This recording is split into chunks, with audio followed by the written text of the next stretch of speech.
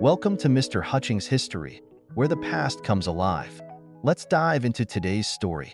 All right, strap in everyone. Today we're taking a deep dive straight into the heart of student movements. Oh, and not just any student movements. Right. We're talking about the Americas. In the 60s? And 70s. A time of, well, upheaval. we could say that again. Yeah, I mean, think about it. The world was kind of holding its breath, right? Yeah, it is. Cold War tensions, countries throwing off colonialism. A whole lot of people demanding change. Exactly.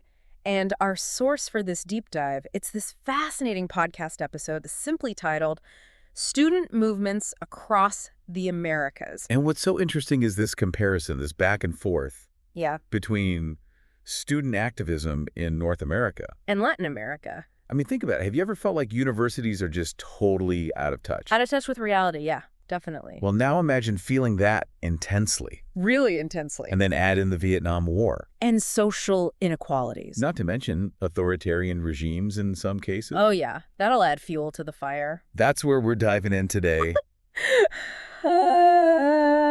Buckle up. So one of the first things that really jumps out from this podcast is this shared frustration. Oh, yeah. With educational institutions. This feeling that things needed to change. Both in North and Latin America. Yeah. It's fascinating. Students in both regions felt like their universities were, well, microcosms. Little mini versions. Yeah, of all the problems in the larger society. Like they were stuck in these ivory towers. Totally detached. So naturally, students started demanding change. They wanted more inclusive governance. They wanted their voices to be heard. They wanted their education to actually be relevant. To their lives. You know, to the real world they were living in. Right. It wasn't just about abstract theories anymore. It was about connecting what they were learning with the problems they saw around them every single day. Exactly. And the podcast gives some really great examples of this. Oh, yeah. Tons. Like the movement in Mexico in 1968. Oh, a pivotal year. Right. That whole movement was challenging the way UNAM was run, the big national university. And it wasn't just about the university itself. Yeah. It was a reflection of a mirror to the whole authoritarian structure. Of the PRI regime. The Institutional Revolutionary Party. They'd been in power forever. Decades. It was like this giant political machine. And students saw the university as part of that system. Just another cog in the machine. So they rose up. Demanding a voice. Demanding change. Yeah, and then you have the free speech movement up in Berkeley. Ah, Berkeley, 1964. A classic example. The students there, they were fighting for their right to, well, speak freely. To talk about politics. To engage in open discussions. But the university... They're trying to shut it all down. They didn't want any of that controversial stuff on campus. Didn't you imagine? It's like, hello, this is a university. Right. Isn't that the whole point? To think critically, to debate ideas. But there was this fear. Oh, yeah, a big one. Of student activism. Of rocking the boat. But those students, they refused to be silenced. And they weren't just fighting for themselves. Right. It was bigger than that. They were fighting for the very idea of a university as a place where ideas can flourish. Where dissent is welcomed. Where the status quo can be challenged. It's so important. Absolutely. And you know, this point about universities being more than just classrooms really comes through in the podcast. Yeah, for a lot of students, especially those from working and middle-class backgrounds, universities were like these. Hubs. Hubs, yeah, for organizing and connecting with like-minded people. Think about it. Back then, where else could young people go? Where they could meet. Share ideas. Organize. Without constantly being watched or harassed by authorities. Right. Universities were kind of these safe spaces. Relatively safe, anyway. Safe enough to start building movements. And this is a time, don't forget, oh, yeah, of massive social and political change. Vietnam War protests raging. The civil rights movement gaining momentum. The early stirrings of the environmental movement. People were waking up. To the injustices of the world. And they wanted to do something about it. So you have this really potent mix. Of frustration. And the means to organize. And as we all know, things didn't always stay peaceful. Sadly, no. The podcast highlights how protests that started peacefully with the best of intentions, often escalated to violence. And that's a whole other layer to this story. So we were talking about how protests sometimes turn violent. Yeah, it's a tough but important part of the story. It makes you wonder why things escalated like that. Well, a lot of it had to do with how governments responded, or rather didn't respond. Like they just refused to budge. Yeah, in both North and Latin America, authorities often met student demands with, well, force. Which kind of backfired, right? Totally. It just created more tension. And in some cases, it radicalized some of those involved. Exactly. It's a vicious cycle. And the types of violence we're talking about here, they varied quite a bit between North and Latin America. Oh, absolutely. It's important to make that distinction. In Latin America, the podcast talks about how government crackdowns were just brutal. I mean, we're talking deadly force. State-sponsored violence. Yeah, it's chilling. Like the Tlatelolco Massacre in Mexico City back in '68. Horrifying example. Hundreds of students just gone. Killed. Disappeared. During a peaceful protest. It's hard to even fathom that level of violence. And then you have Brazil under the military dictatorship. Speaking out against the regime there was incredibly risky. You could end up in prison. Tortured. Even killed. Does for expressing your views. It's a dark chapter for sure. Yeah, it's heavy stuff. In North America, the violence was different. It was still there, definitely. But it was often tied to the Vietnam War protests. Right, that was a major flashpoint. Like the Kent State shootings in 1970.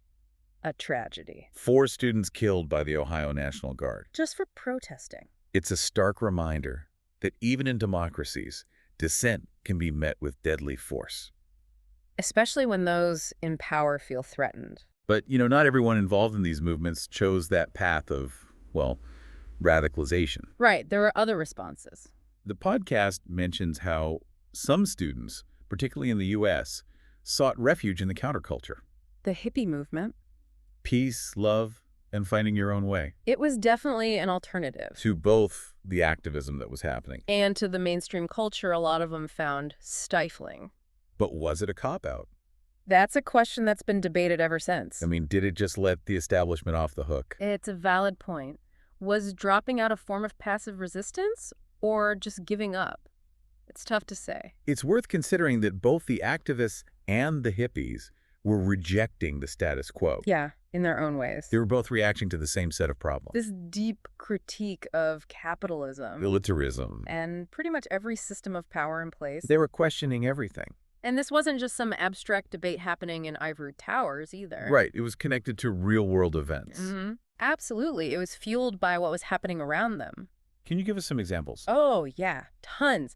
Take the Vietnam War, for instance. That was a huge catalyst for activism. Across North America. In the U.S., you had organizations like the Students for a Democratic Society, the SDS. They were organizing massive protests. And up in Canada, you had groups supporting American draft dodgers. Mm-hmm. So it wasn't just contained within the U.S. No, they crossed borders. And it wasn't just about Vietnam either. Right. There were all these other movements bubbling up. Ethnic movements were gaining serious traction.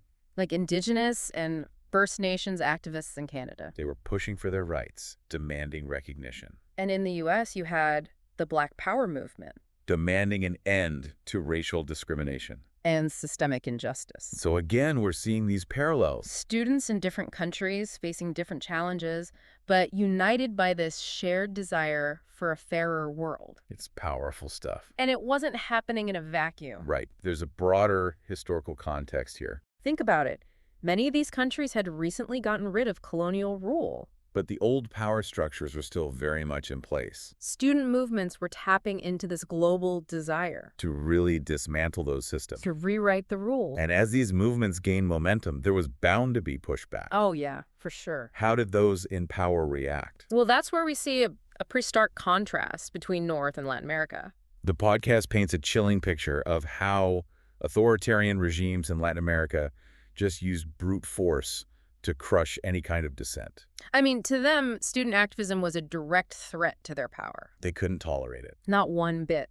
In Argentina, you had the Night of the Long Batons in 1966. A horrific event. Police stormed the University of Buenos Aires. Attacking students and professors. Brutally. And then after the 1973 coup in Chile. Protests at the University of Chile. Met with incredible violence by Pinochet's regime. It's hard to imagine that level of state-sponsored brutality. It's a dark part of history. But in the U.S., the backlash was more about using the political system to silence dissent. Yeah, they had different tools at their disposal. Conservatives really capitalized on public fear. Fear of unrest, of chaos. They pushed this law and order narrative. Which resonated with a lot of people. Events like the 1968 Democratic National Convention protests in Chicago. Oh yeah, those were chaotic. They played right into the hands of politicians like Richard Nixon Who promised to restore order. and cracked down on those they labeled as radicals. So even though the methods were different, The goal was the same, to silence dissent and maintain the power structure. control the narrative. In this backlash, it had a lasting impact. In both North and South America. In the U.S., this pushback against the counterculture and the student movements, it contributed to the rise of the new right, And a shift towards more conservative politics. which we're still grappling with today. It's a complex legacy. Okay, we've covered a lot of ground here. We have. Students feeling ignored, finding their voice, protests escalating, and a powerful backlash from those in power. It's a lot to process. It is, and the big question is, what was the lasting impact of all of this? Did these movements actually achieve anything? Or were they just crushed by the forces against them? That's something we need to explore further. Absolutely. There's more to uncover here. We've spent this whole deep dive exploring student movements in the Americas It's been a journey back in time, to a really turbulent era. but also inspiring in a lot of ways. We've seen how students stood up, Challenged authority, fought for what they believed in. even in the face of incredible adversity. It's easy to get caught up in the chaos, the violence. the political battles. But I don't want our listeners to walk away feeling overwhelmed Yeah, definitely not. or discouraged. Because woven through all of that struggle, There's this thread of hope powerful message. about the possibility of change. Those movements, they remind us that ordinary people, And young people especially, they have the power to make a difference. to shape the world around They them. refused to just accept things as they were, They wanted a better future. and they were willing to fight for it. Exactly. And that's a powerful lesson for all of us. So as we wrap up this deep dive, What are the key takeaways you want our listeners to remember? what can we learn from all of this? Well, I think the biggest takeaway is that social change, it's not a simple thing. It's complicated. These movements, they weren't straightforward or easy. It's definitely not. They were messy. Full of contradictions. They involved all sorts of people. With different ideologies, different strategies. It wasn't just one big unified movement Right, there were all these different groups trying to figure things out as they went. making it up as they went along. Exactly. And that's why I think it's so important to really study these movements. To understand them. To look at the nuances. their successes. Their failures. Because what worked in one context might not work in another. There's no magic formula for creating change. So we can't just copy and paste what they did back then. Right. We have to adapt those lessons To the challenges we face today. to our own unique circumstances. Another takeaway that really stands out to me Yeah. is this idea of connecting local struggles to global issues. That's so crucial, especially in today's world. Like how student groups back then connected their opposition to the Vietnam War Right. to a critique of imperialism as a whole. They understood that power doesn't operate in a vacuum Everything's connected by linking their specific grievances. to these larger systems of oppression They were able to build solidarity across borders. and tap into this global network of resistance And we're seeing that happen today, too. with movements like Black Lives Matter. The climate strikes. It's amazing how quickly these issues can resonate. And mobilize people across the globe. It's a reminder that we're not alone in our struggles. And ultimately, I hope our listeners walk away from this deep dive with a renewed sense of hope. Because despite all the challenges, Yes, setbacks. these movements showed us that change is possible. They proved that ordinary people working together can make a difference. They can challenge the status quo Hold the powerful accountable. and fight for a more just world. And they remind us that the fight for social justice is a marathon, not a sprint. It takes sustained effort, commitment, And a willingness to keep fighting. even when the odds seem stacked against us. So to everyone listening out there, no matter what cause you're passionate about, No matter what change you want to see in the world, remember that you're not alone. you're part of a long and powerful lineage of resistance. You're carrying the torch passed down by generations of activists who dared to imagine a better world. And by learning from their struggles and their triumphs, You can help build that better world. thank you for joining us on this deep dive into student movements across the Americas. We hope you found it insightful. And inspiring. We hope it sparked your curiosity. And fueled your passion. And maybe even given you the courage to go out there and make your own mark on the world. Until next time, Keep learning. keep questioning. Keep fighting for what you believe in. Thanks for listening to Mr. Hutchings History. Keep exploring, and we'll see you next time.